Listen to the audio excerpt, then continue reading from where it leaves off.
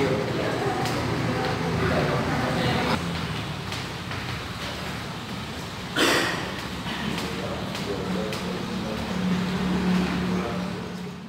berikan jawaban yang sebenarnya. Hari ini yang bersamaan diminta keterangan berapa orang? Berapa kepala desa? Seluruh kepala desa yang ada mungkin sekitar 10. Ya. Mungkin selesai ini hari semuanya diperiksa.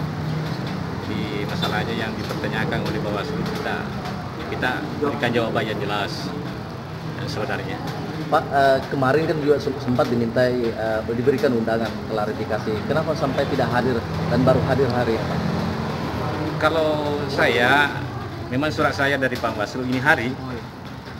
Jadi mungkin kita salah informasi atau bagaimana, karena yang jelasnya surat saya ini hari.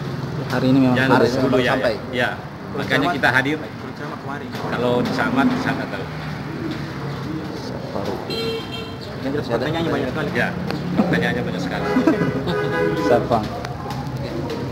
Selesai. Oke. Terima kasih Pak Desa.